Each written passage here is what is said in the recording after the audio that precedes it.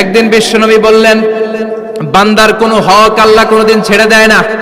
আল্লাহর হক আল্লাহ মাফ করে, বান্দার হকের মাফ নাই। যদিও আমি নবী, আমার উপর যদি কোনো হক থাকে বলো, আমি দিয়ে দেব।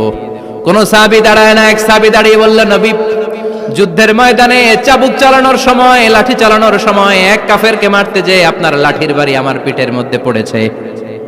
আপনি যেহেতু এই কিসাসটা আদায় করতে চান, আপনার পিঠে আমি লাঠির বাড়ি মেরে এটারে শোধবোধ করে দিতে চাই। সাইয়েদনা ওমরে ফারুক হাদের জামা এরকম পড়তে শুরু করছে, আয় এদিকে আয়, তোরে শোধবোধ করাই। বিশ্বনবী বললেন, ওমর রাখো, এটা বান্দার হক, মিটাতে দাও। বিশ্বনবী বললেন, আসো, তুমি এসে আমার পিঠে লাঠি দিয়ে চাবুক দিয়ে বাড়ি মারো। সাহাবী বলে, ও নবী, তখন দুর্ভিক্ষের সময়ের যুদ্ধ ছিল, আমাদের গায়ে জামা ছিল না। যখন আপনি আমার চাবুকটা পিঠের মধ্যে মেরেছেন, আমার পিঠে তখন জামা ছিল না।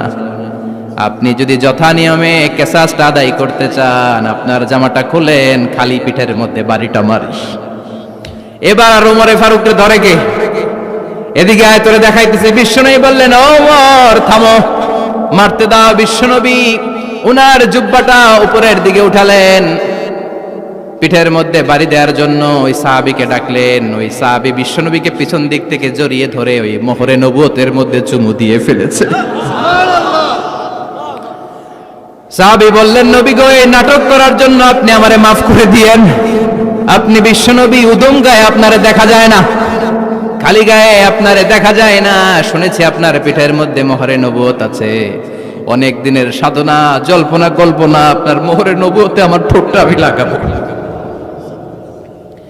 আপনার মোহরে নবুয়তের মধ্যে আমার ঠোঁটটা লাগিয়ে আমার ঠোঁটটারে আমি জাহান্নাম থেকে পরিত্রাণ করাবো। এজন্য প্ল্যান প্রোগ্রাম করে এতক্ষণ আপনার জামাটা খুলতে বলেছি। আপনার উপরে আমার কোনো হক নাই। আমার আব্বা মা, আমার সম্পদ, আমার জীবন আপনার জন্য কোরবান গো নবী।